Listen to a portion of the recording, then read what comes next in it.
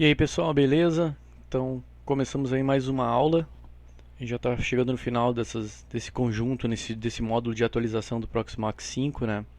E na aula de hoje a gente vai falar um pouquinho sobre cluster. Uma conceituação básica a respeito de cluster e vamos para a prática com ele e ativar o clustering em dois nós aí do nosso cluster. E aí eu estou falando cluster com G, né? Cluster, de cluster FS. Eu peguei aqui uma imagem para tentar exemplificar mais ou menos como é que funciona o cluster, tá? O cluster, como eu disse em algumas aulas anteriores, ele é mantido em grande parte pela Red Hat e ele é uma unidade de armazenamento distribuída de rede, tá? Então vamos imaginar a seguinte situação: existem vários tipos de configuração de cluster, tá? Essa é uma das mais simples, que é de replicação de volume. Como é que funciona? Vamos imaginar que nós temos dois servidores na nossa rede. O primeiro nó, o nó 1, e o segundo nó, o nó 2. Tá? Nós temos um brick, que a gente chama, né, que é um centro de armazenamento, pode ser um diretório, por exemplo, da própria máquina vinculada a um HD específico, a um disco específico, enfim. E nós temos um mesmo brick ou um outro brick num outro servidor, num outro HD. O que o cluster faz é o seguinte: quando eu salvo um arquivo, e aí eu salvo um arquivo no meu ponto de montagem, né, que é montado a partir dessas duas unidades, ele replica essa informação nos dois servidores, no brick, no centro de armazenamento dos dois servidores. Isso possibilita o quê? Vamos imaginar, por exemplo, e aí botando para o nosso mundo aqui da virtualização, que esse file 1, esse arquivo 1 aqui, na verdade é uma imagem é um disco rígido virtual de uma máquina virtual nossa, tá? Que está rodando no nosso Proxmox, que também está instalado no 2 aqui, por exemplo, tá? E aí vamos imaginar enfim, ele está gravando os dados, tudo aqui, né, da minha máquina virtual. Então ele está gravando direto nesse brick aqui, mas ao mesmo tempo ele está replicando essa informação para o meu nó, nesse meu segundo nó aqui. No momento em que eu tenho uma pane no meu nó, nesse nó aqui, que é o server 2, por exemplo, nesse exemplo, eu vou perder, vamos dizer assim, a máquina virtual que está rodando naquele nó, mas na verdade ela já vai ter sido sincronizada, replicada, ou na verdade, com tudo que eu salvo nessa máquina aqui, ele automaticamente replica para essa unidade aqui. Então, se eu tenho um problema no meu server 2, eu tenho toda a informação replicada no meu server 1. Se ele também é um Proxmox, eu posso inicializar então a minha máquina virtual no meu server 1. Isso significa, como vocês estão vendo na prática, que a gente pode ter uma alta disponibilidade sem a utilização de um storage externo, né? Nós vimos no decorrer dos cursos até agora que existe a possibilidade de tu utilizar alta disponibilidade, mas com um storage externo, por exemplo, um NAS. Então, nós teríamos o server 1 seria só o Proxmox, né? E o server 2 também seria o Proxmox. E nós teríamos então um servidor externo de armazenamento aqui. E aí, dando problema no meu server 1 ou no server 2, as minhas máquinas virtuais continuam salvas no meu storage externo, tá? O cluster ele permite o quê? Que eu tenha uma replicação, na verdade que eu tenho meus dados duplicados, meus dados de máquina HD, por exemplo, de máquina virtual, replicados entre dois volumes, né? Mais do que entre dois volumes, mas sim entre dois servidores. Isso significa que se um servidor der problema, eu tenho todos os meus dados gravados no meu outro servidor, né? E eu posso recuperar eles, executar minha máquina virtual no outro servidor. Como eu falei, existem tipos de configuração possíveis do cluster, tá? Esse é um tipo chamado replicação, né? Ou replicado, no qual ele pega um arquivo e ele replica ou espelha ele nos dois servidores. Nós temos um outro modelo que é parecido com a solução de RAID 0, quem está acostumado com a teoria de RAID, né? Que ele não é o espelhamento, é o stripping, que ele divide. Então ele pega a metade do arquivo, bota aqui no server 1 e a metade do arquivo ele bota no server 2. Significa que eu vou acessar o mesmo arquivo de dois locais diferentes, ele vai trazer parte de um, parte de outro, e eu vou ter uma rapidez bem maior no, para pegar essa informação. Ele vai me retornar de forma mais rápida. Porém, se eu tiver problema em um dos servidores, eu perco todos os meus dados, porque a metade do dado não me serve, eu preciso do dado como um todo.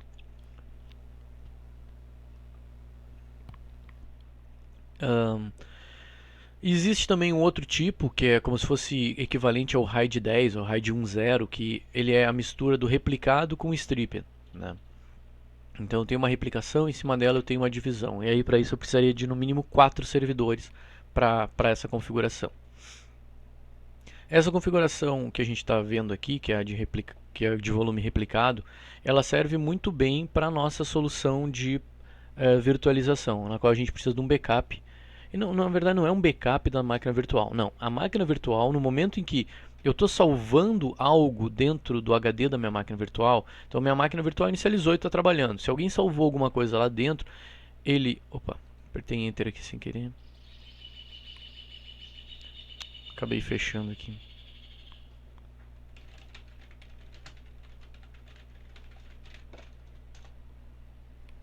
Vamos ver se eu acho aqui de novo aquela imagem.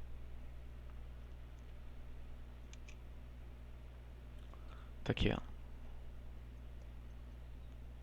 E ali a gente já tem outros modelos, que é o que eu estava explicando antes, ó, de volume distribuído, o stripping e tal. Esse aqui é o volume replicado, que é o que a gente está olhando. Tá? Estou dizendo então que quando a gente salva qualquer informação no arquivo, ele vai dar ok, salvei somente quando ele gravar nos dois servidores. Tá? Qual o problema ou quais no que a gente tem que se preocupar com isso? Performance. Então a gente vai ter a performance do próprio disco em cada servidor, mas também a performance na rede entre esses dois servidores, para eles fazerem essa sincronização de dados, porque eles vão estar sincronizando os dados o tempo inteiro, né? Lembrando que o mando gravar, ele só vai gravar depois que ele der ok na gravação dos dois, e isso ele vai fazer via rede interna deles, tá? Rede interna não, na verdade a rede, o meio físico que a gente utilizar para essa conexão. Então se aconselha sempre quando estiver utilizando o cluster, claro que com mais de um servidor, né? Ter uma boa conectividade de rede ou a mais rápida possível, ou de repente fazer uma agregação de placas de rede, ou seja, mais de uma placa de rede, para te ter essa conexão entre os dois servidores a nível de cluster bem interessante, bem rápida, tá? Para tu não ter um delay e não ter um atraso. Fora a questão da gravação do dado propriamente dito dentro do disco, beleza?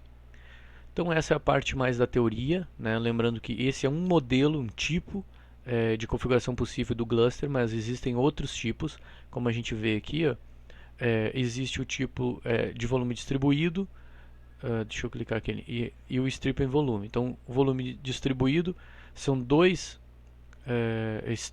volumes dentro de um mesmo servidor. Eu tenho dois volumes replicados e aí uma divisão entre eles. Então eu tenho na verdade 4 servidores, tá? Para ter o volume distribuído, 4 servidores. Em cada servidor eu tenho 2 bricks fazendo replicação, né? Na verdade eu replico em pares. Eu utilizo pares de servidor para fazer replicação e eu faço a distribuição dos dados, o stripping dos dados entre dois servidores também. É mais complexo, mas ele traz velocidade e também traz segurança, tá? A questão toda aqui é que tu tem que ter a disponibilidade de 4 servidores para adotar um modelo distribuído. Já um modelo de volume replicado, tu precisa de 2 servidores. Por isso que a gente vai adotar eles. Tá? Eu tenho aqui, eu estou disponibilizando na apostila, tá? Além desses 2 links aqui, ó. Deixa eu ver se aqui já tem. Não tem. Tá, essa versão ainda não tem os links aqui, mas na nova versão que eu estou liberando, ela já tem os links com as informações necessárias para quem precisar ou quem quiser ir mais, ir atrás de mais informações a respeito do cluster, de enfim ir atrás a partir desses links. Um deles é um link de um manual do cluster da própria Red Hat, que, enfim, mostra todas as configurações possíveis e teorias por trás do cluster. Aqui a gente vai inicializar uma configuração simples de cluster de volume distribuído em dois nós, e no qual um dos nós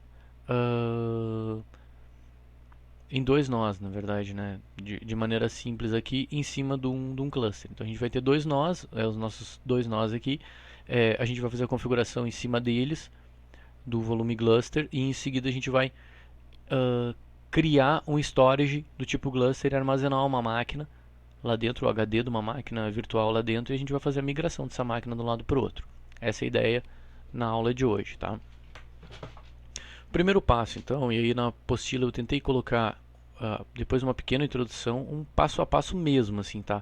Do que a gente precisa fazer a nível de sequência de comandos. Mas é bem interessante entender o que cada comando faz, para aí sim utilizar a apostila como uma consulta, e não a apostila simplesmente como eu vou fechar o olho e vou seguir exatamente o que está escrito ali, sem entender o conceito, porque vai mudar inevitavelmente de um modelo para o outro, tá? Cluster também é importante ir atrás das questões de performance dele, para tentar otimizar a performance de disco dele e tal, se tu precisa ou quer realmente utilizar uma solução assim. Tá? Então o primeiro passo é a gente fazer a conexão nos nossos nós, né? Só para situar, nós temos então dois nós, né? O PV5, o beta 1 e o beta 2, dentro de um modelo de cluster do Proxmox. Eu vou conectar nos dois. Então aqui eu estou conectado no 5.1 beta 1 e aqui no 5.1 beta 2. A primeira coisa que a gente vai ter que fazer é fazer a instalação do serviço de Gluster Server, né? Eu lembro assim, ó, que na verdade não precisa ter o Gluster, né? O Gluster servidor, ou seja, o cara que vai fazer a funcionalidade de sincronização de discos diretamente conectado no Proxmox. Não, nós podemos ter dois servidores que não são Proxmox, são Linux, e fazer a configuração do Gluster neles, de volume replicado, e utilizar esses dois servidores, né? A vantagem de a gente utilizar o próprio Proxmox para fazer isso é que a gente não precisa de mais dois servidores, né? E a gente utiliza os recursos e discos do próprio servidor Proxmox que a gente está inicializando, né? Então estou conectado num aqui no outro e eu vou fazer a instalação. Aqui nessa minha máquina eu já fiz a instalação dele, né? Mas é apt cache search gluster. Aí ele vai mostrar os pacotes que a gente tem aqui de Gluster, e a gente vai fazer a instalação desse pacote aqui, ó, Gluster FS Server, tá? Então, apt install, acho que é no Debian 9, a gente tem essa possibilidade, deixa eu ver aqui, isso, apt install Gluster FS Server. Aqui ele está dizendo que já existe, né? Já está instalado, e ele está utilizando a versão 3.8.8.1. É a versão atual em uso do Gluster nesse momento. A mesma coisa tu vai fazer no nó 2, tá? Então muitas coisas a gente vai repetir nos dois nós, porque ele vai sincronizar essas informações entre os dois nós. Ok, também disse que já estava instalado porque eu já tinha instalado ele, tá? Uma vez instalado, tu vai ter que inicializar o serviço do Gluster através do comando service gluster fs start. Aí ele já está instalado, né? Já está startado. Pode também utilizar o /etc /init.d /gluster fs server start. Aqui ele já está dizendo que já está startado. A gente pode olhar o status dele através do comando status. Mesma coisa no nó 2. Startar ele se não está startado. No caso aqui o meu já está startado. Feito isso, a gente vai dar uma olhadinha nos discos, porque a minha ideia aqui é a seguinte, é ter um disco dedicado, um disco rígido da minha máquina, do meu nó, dedicado somente para o Gluster. lsblk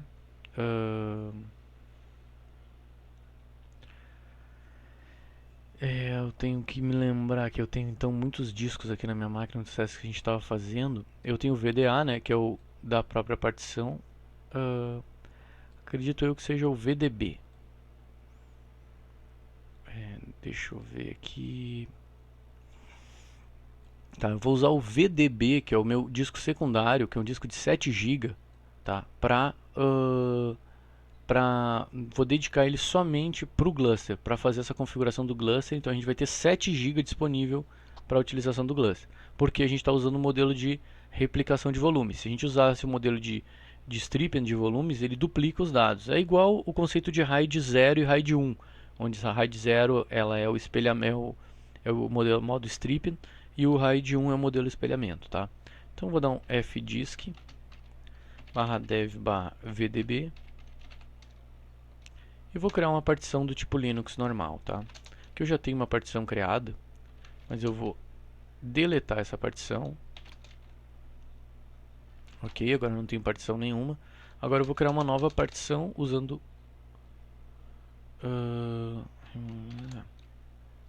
vamos ver aqui. Ok, agora eu removi a partição, né, dando o comando D, e criei uma nova partição utilizando o comando N, utilizando todo o espaço em disco. E aí tem então uma partição de 7 GB livre para eu fazer a configuração do Gluster, tá? Salvei isso aí e vou fazer a mesma coisa no meu nó 2. Vamos dar um lsblk. Aqui eu dei um VDA, que é a minha instalação do Proxmox, o VDC, que é um ZFS que a gente fez nas aulas, e o VDB, que é o meu disco secundário que eu vou fazer a configuração do Gluster. Então fdisk /dev/vdb.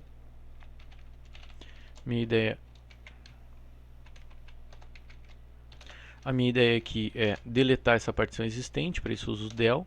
Já selecionou, é uma só, ele já deletou, não tem mais nada ali. Agora eu vou criar uma nova partição, utilizando todo o tamanho do disco. E aqui eu tenho uma partição Linux System, utilizando todo o tamanho do disco, tá? E vou gravar ela. Ok, então eu tenho o VDB, que é o VDB1, que tem que está ocupando toda a partição do disco.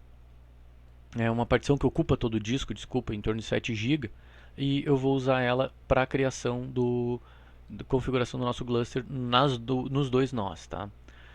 Feito isso, então, a gente vai criar um sistema de arquivos do tipo XFS nessa partição. Por que um arquivo do tipo XFS? Poderia ser XT4, poderia ser XT4 sem problema nenhum, tá? Estou botando XFS por uma talvez conveniência aqui de que algumas pessoas que utilizam Gluster utilizarem XFS. Então é uma questão de ir atrás mesmo e tentar, de acordo com o teu tipo de uso do Gluster, identificar qual o melhor sistema de arquivos que tu quer trabalhar, qual o melhor sistema de arquivos que se adequa melhor à tua necessidade de performance, se é com arquivos grandes, arquivos pequenos e tal. Eu vou utilizar aqui para efeitos do manual XFS. Então eu utilizo mkfs .xfs /dev vdb1, que é a minha partição criada, que eu criei agora com fdisk. Ok, ele criou, né, a partição. Então dentro da partição sistema de arquivos, ele criou o sistema de arquivos XFS dentro daquela partição criada, e eu faço o mesmo comando no meu nó 2. Ok, criou. Criada essa partição, agora a gente vai no nó 1 e 2 criar um diretório chamado data brick1.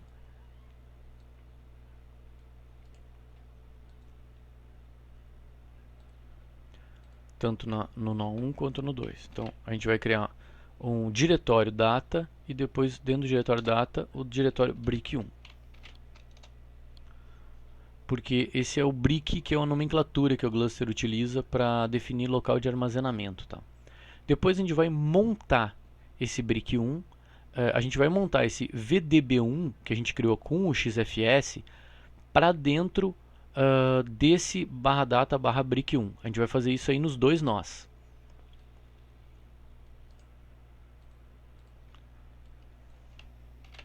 Aqui eu estou fazendo, na verdade, eu estou fazendo duas coisas, tá? Eu estou dizendo que lá no meu fstab, que é o meu arquivo no Linux, onde eu tenho o meu controle das partições, eu estou dizendo que eu quero montar sempre que inicializar a máquina o dev/vdb1 dentro do data brick1 do tipo XFS. É isso que eu estou fazendo. E com o comando mount "-a", ele relê esse arquivo fstab e ele monta o que não tiver montado. No caso, como a gente já recém adicionou essa linha ao arquivo fstab, esse VDB1 não estava montado ainda. Quando eu dei o mount "-a", ele montou. E se a gente olhar depois no comando mount aqui, ó, ele vai mostrar que já agora está montado. Dev VDB1 no data brick 1 do tipo XFS. Mesma coisa a gente vai fazer no segundo nó. Feito. Já está montado aqui. Então, o que a gente tem até agora? 2 nós, com um HD cada um. Esse HD tem, fora os HDs do Proxmox e outros XFS, né? Um HD novo cada um. Dentro dele, a gente tem uma partição do tipo XFS. E essa partição do tipo XFS foi montada no /data /brick 1 de cada servidor. Até agora a gente não fez nenhuma interação entre os dois nós. A gente simplesmente tem uma partição XFS montada num determinado diretório dentro do servidor. É isso que a gente tem até agora, tá? Feito isso, no nó 1, aí eu até vou fazer aqui, mas a gente vai ver se ele vai dar um galinho, mas eu acho que não. No nó 1, a gente vai criar um diretório que é o diretório grupo volume 0, GV0, tá? Daí ele já vai salvar esse GV0, como ele já está montado, tá? /data /brick 1. Como ele já está montado, tudo que a gente criar aqui dentro, a gente vai estar criando, na verdade, dentro da nossa partição XFS daquele nosso disco, né? Então a gente vai dar um mkdir aqui, GV0, grupo de volume 0. Beleza, está criado e está criado dentro do nosso disco no nó 1. Agora começa uma questão, que é a seguinte, ó. Vocês lembram que lá na imagem, deixa eu ver se está aqui a imagem, eu falei que era muito importante a conexão entre os dois servidores aqui. Imagina a conexão entre os dois servidores aqui, né? Ela tem que ser uma conexão rápida. E não pode, de preferência, ser a mesma conexão que a gente usa, por exemplo, para acessar o Proxmox, né? A mesma placa de rede que a gente usa para acessar o Proxmox, ou mesmo a mesma placa de rede que a gente usa para consumir nossas máquinas virtuais. Então imagina que tu tem uma máquina virtual e ela está vinculada ao VMBR0, tá? Deixa eu dar uma olhadinha aqui na rede do meu nó 1, ó. A rede do meu nó 1, o meu nó 1, ele tem duas placas de rede, tá? Uma placa de rede está vinculada ao VMBR0. A gente viu isso no curso do Proxmox 3 ali, na questão dos tipos de rede e tal, formato bridge, enfim. Aqui a gente tem uma bridge, né, de uma placa de rede só, a ENS18. Né? Essa placa de rede aqui, ó, todas as minhas máquinas virtuais elas estão vinculadas a ela. Então, na verdade, de forma fisicamente, sempre quando eu acesso uma máquina virtual, eu vou estar passando pela ENS18. E eu tenho uma outra placa de rede que é a ENS19. Essa placa de rede, eu configurei ela com um IP diferente, que é o 92.68.101, enquanto a minha VMBR0 está como 92.68.0.211. A minha placa de rede ENS19, ela tem um IP diferenciado para quê? Para fazer a conexão direta com o meu segundo nó nessa configuração do cluster. Então o tráfego de sincronia do cluster vai ser feito todo ele via essa ENS19. O meu nó 2 é a mesma situação, ó. Eu tenho o ENS19 e eu tenho o IP 102. Então o meu nó 2 tem o IP 192.168.102 associado a uma placa de rede que não está sendo usado pelo meu VMBR0 e por nenhuma máquina virtual. Ela vai ser exclusiva para sincronização de dados do cluster, do storage do cluster, tá? Tanto o nó 1 quanto o nó 2 tem uma placa separada e eles estão conectados diretamente por essa placa para fazer essa conexão, tá? Uma vez criada essa nova placa de rede, né, física e configurada para um range de IP em que os dois servidores conseguem se enxergar, a gente tem que dar uma olhada, e aí eu vou entrando de novo no nó 1, na etc network interfaces, né? Aqui é só para revisar a nossa configuração de rede, ó. Então a ENS19 ela está com os dois IPs ali, o IP e a máscara, né? mas a gente pode fazer essa configuração via interface gráfica aqui, tá? O que a gente tem que, na verdade, cuidar é o arquivo hosts, tá? Então, nano/etc/hosts. E aí, no hosts, eu tenho que dizer aqui, ó, olha, 192.168.100.1 é o cluster 1 e 192.168.100.2 é o cluster 2. E eu tenho que fazer a mesma coisa no nó 2, tá?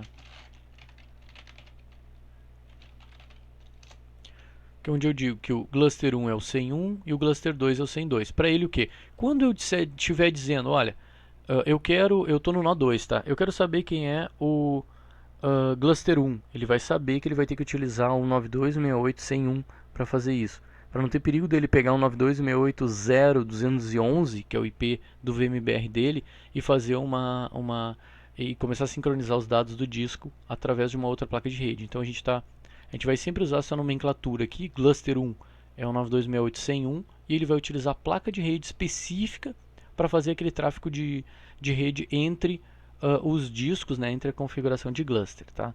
Então, para te checar isso, para te checar essa informação, tu pode chegar aqui e dar um ping cluster 1, ele vai ter que resolver com 100.1, ping cluster 2, ele vai ter que responder como 100.2, assim como ele respondeu agora, tá? Fazer o mesmo teste no nó 1 e no nó 2. Então, ping cluster 1 está respondendo com a rede 100 e o cluster 2 está respondendo como a rede 100, tá? Então, beleza, a gente conseguiu separar a rede que a gente vai utilizar do cluster da rede das máquinas virtuais ou mesmo da rede do cluster que a gente está configurando, que já está configurado e ativo, tá? Feito isso, né, preparado nossa rede para trabalhar com esse tráfego todo aqui, a gente, só para conferir os IPs que a gente tem na máquina, lembrando que a gente pode conferir isso pela interface gráfica clicando no nó, indo aqui em rede, né? Mas a gente pode conferir através do comando. E aí tem uma coisa, o Debian 9, ipconfig é coisa de Windows, ifconfig.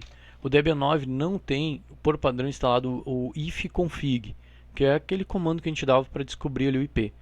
Então a gente pode dar ip addr show e ele vai mostrar os IPs que a gente tem configurados nesse servidor por placa de rede.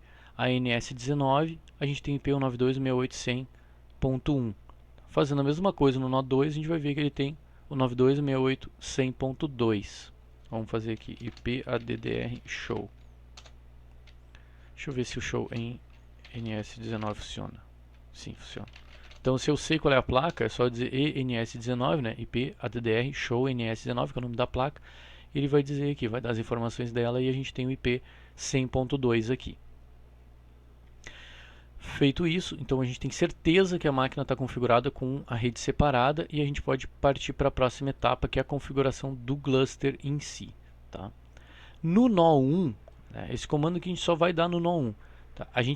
Esse comando, cluster peer probe cluster 2, ele serve para te reconhecer e criar confiabilidade entre um nó e o outro nó. Tá? Cluster peer probe cluster 2. Tá? Aí, como eu já tinha dado esse comando, ele não falou muita coisa aqui. Se eu não tivesse dado esse comando, se eu tivesse dado ele pela primeira vez, ele ia mostrar algumas outras informações ali. Tá? Mas ele está dizendo que o cluster 2... Quem é o cluster 2? O cluster 2 é o nosso nó 2, que é o PVE 5 Beta 2, que eu mudei o nome dele, associei a um novo IP para a gente ter aquela exclusividade de rede, né? E aqui ele está dizendo que o cluster 2, ok, está confiável, está pronto para a gente utilizar com o cluster. Se a gente não der esse comando, ele não vai funcionar, tá? E a gente não precisa dar esse comando nos testes que eu fiz e nos usos que eu faço, nunca precisei dar esse comando do 2 para o 1. Uma vez criada essa confiabilidade entre os dois nós, ele vai funcionar. Feito então esse comando aqui para criar confiabilidade, a gente vai dar o comando mais importante, tá? Que é o comando para tu criar a replicação, criar a configuração do cluster propriamente dito, tá?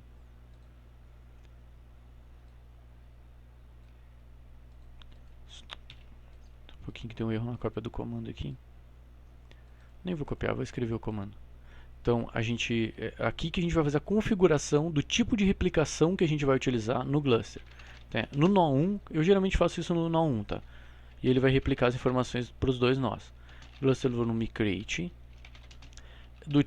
O nome do volume vai ser GV0, é o nome do volume que a gente está criando, do tipo réplica. E aqui poderiam ser outros tipos, né? Aqui a gente está utilizando o tipo réplica, que é aquele tipo que eu expliquei lá no início da aula.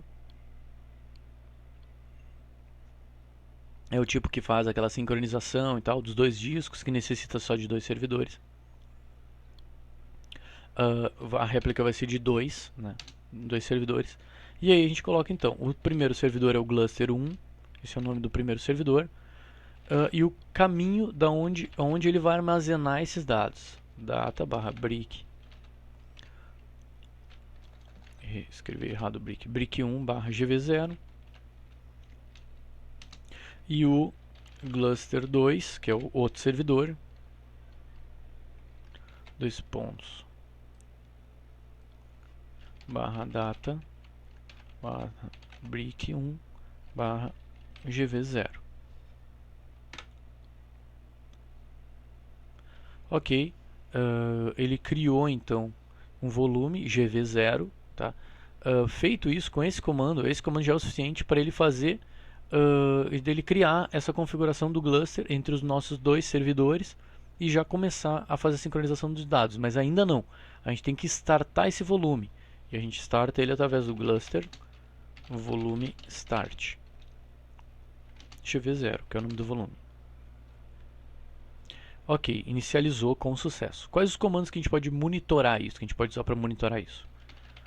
Gluster volume list vai listar os volumes, né? No caso a gente tem só o GV0 o GV0 listado.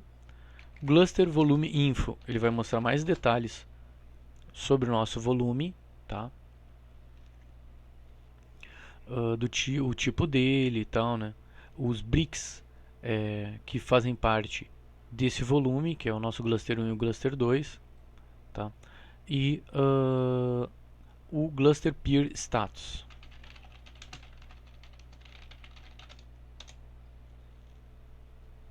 Esse Peer Status ele vai mostrar o status dos meus peers, dos meus das minhas pontas que estão conectados e como é que está a situação delas. Ó. Ele está dizendo que existe um outro cara conectado no meu nó 1, né, que é o Gluster 2 e que ele está conectado. Se eu der esse mesmo comando no nó 2, vamos ver o que acontece. Ó. Ele vai dizer que existe um outro cara chamado Gluster 1 e que está conectado. E se eu der um Gluster volume info aqui? Vamos ver o que acontece.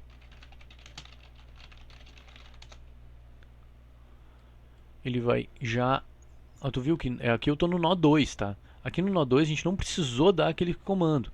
Ele recebeu como a gente criou aquela confiabilidade, ele recebeu aquela configuração que a gente fez a partir do nó 1, porque incluía o nó 2, e ele já tem aqui ó, uma configuração disponível dizendo, olha, existe um volume do tipo replicado, e agora eu estou no nó 2, né?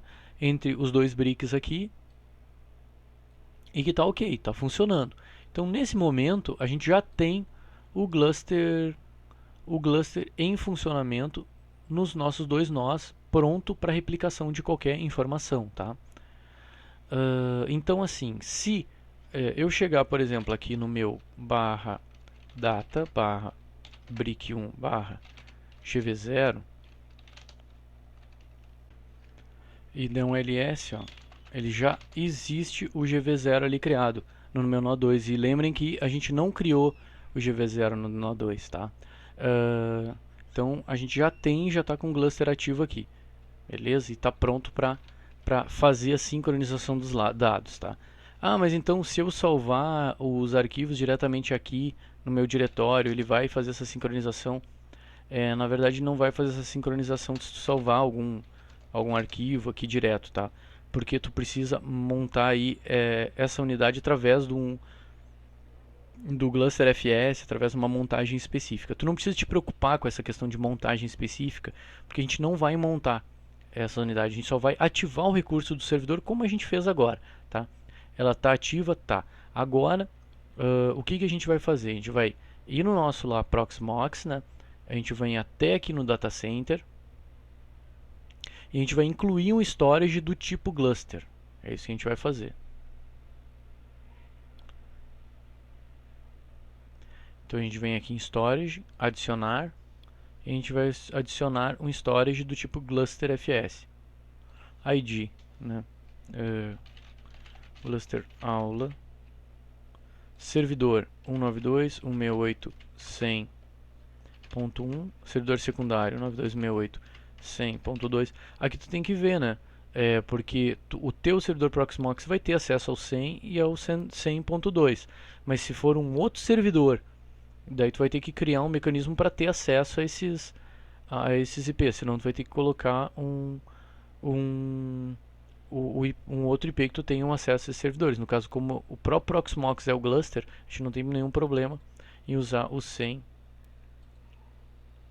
e o 100.1 e o 100.2. Volume GV0, né, que é o nome do volume que a gente criou, e o que a gente vai ter? Imagem de disco, basicamente aqui, tá? Máximo de backups 1, adicionar. Ok, nosso Gluster está ativo e pronto para ser utilizado. Beleza? Agora, a nossa próxima etapa é o que? Nossa próxima etapa é criar uma máquina virtual, colocar ela, o HD dela, dentro do nosso cluster aqui que a gente criou, né? Criar ela, na verdade, com o HD dentro do ou a gente pode inclusive migrar uma máquina virtual já existente, né? Vamos dar uma olhada aqui, vamos ver o que a gente tem aqui. Aqui eu tenho uma máquina Debian recém-instalada minha que tem um CD aqui. Eu vou tirar esse CD fora dela. Aqui é a máquina virtual, então, que eu selecionei, né? Aí o disco rígido dela a gente está utilizando unidade local. Eu vou mover esse disco para o meu cluster, para meu storage cluster que eu criei agora. Eu vou aguardar ele finalizar aqui. Ele vai mover, enfim, vai demorar um pouco para ele terminar de mover. Quando ele terminar de mover para o cluster, eu volto aqui. Eu vou dar uma pausa no vídeo enquanto isso para a gente não perder tempo. Bom, finalizou aqui então a sincronização do cluster, né? Do cluster não, finalizou a, a o, o movimento que eu fiz com o disco, né? Eu movi o disco de uma unidade local para um storage do tipo cluster que a gente recente tinha criado. Ele finalizou essa movimentação aqui, deu OK, né? Fechei. Agora o disco rígido dessa máquina tá como cluster aula, blá blá blá blá blá. Gluster aula, vamos direitinho, né? Gluster aula, que é o nome do storage que eu criei, que está apontando para o nosso cluster, tá? E aí uma coisa bem interessante, agora se tu entrar por SSH no nó1 e olhar lá dentro do data, brick1, gv0, ele vai ter um diretório chamado imagens e lá dentro o 201, que é referente ao ID da nossa máquina virtual que a gente colocou lá dentro. Se der um ls lá dentro, tu vai ver que existe já um disco tamanho de 2 GB que foi colocado lá dentro, tá? Se tu fizer a mesma coisa no nó 2, ele vai estar lá, tá? O mesmo disco de 2 GB. Por quê? Porque ela porque o cluster fez o seu trabalho e replicou esses dados conforme eles iam chegando para ele, né? Ele replicou entre os dois nós ali, como tem que ser, né? Então a gente tem os dois nós ali em funcionamento sem problema nenhum.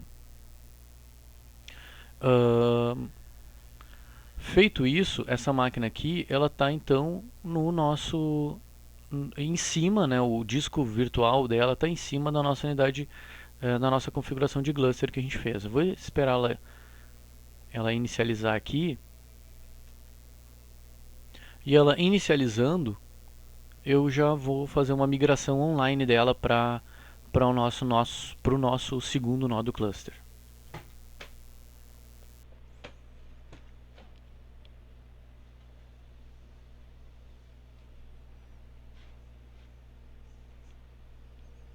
Ok, ela está ligada aqui então, né? Deixa eu ver qual é o IP dela.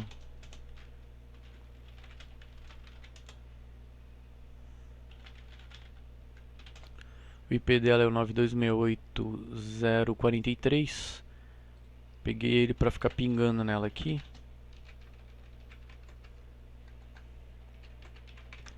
Tá respondendo a ping. E agora a gente vai fazer essa migração aí de um nó para o outro. Na verdade, antes de fazer a migração da máquina, eu vou remover esse meu HD que eu tenho aqui local, ó, que vocês lembram que eu peguei e migrei, né, do HD local para o HD cluster, mas eu não excluí o HD local. Então vou remover o HD local. Eu não estou mais utilizando na máquina, ele vai tentar mover ele junto, vai dar problema, ok. Agora eu vou vir aqui em migrar e vou migrar ele. E aí vai tudo funcionar a mil maravilhas.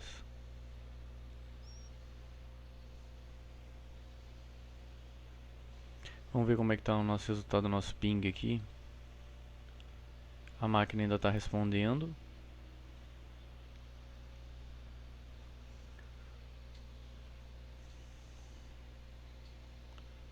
A máquina ainda está respondendo.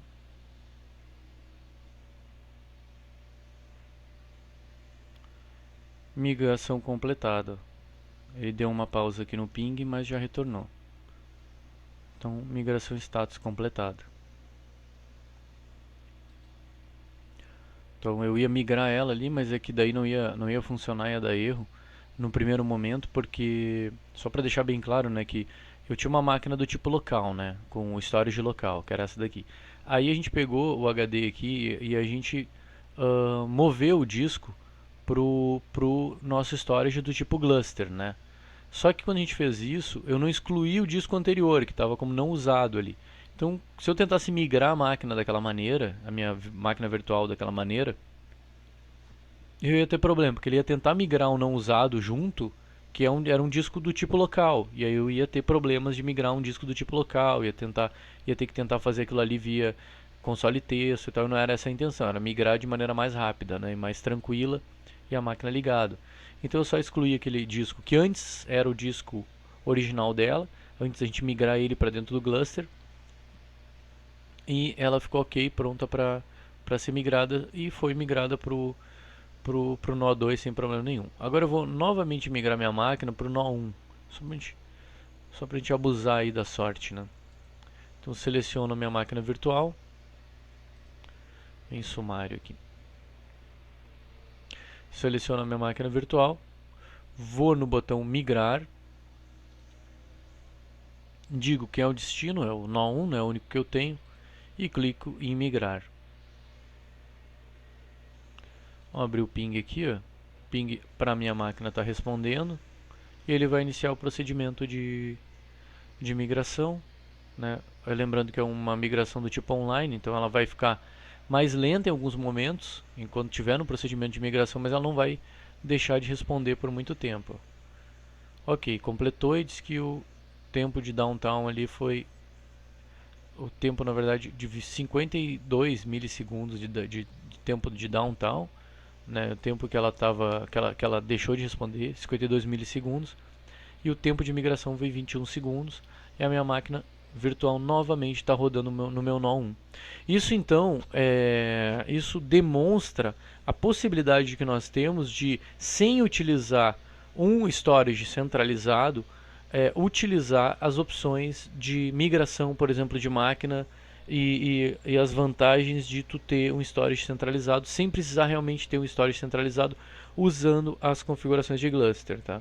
Tu pode fazer alguma coisa parecida com isso utilizando também o Ceph, né? A configuração do Ceph.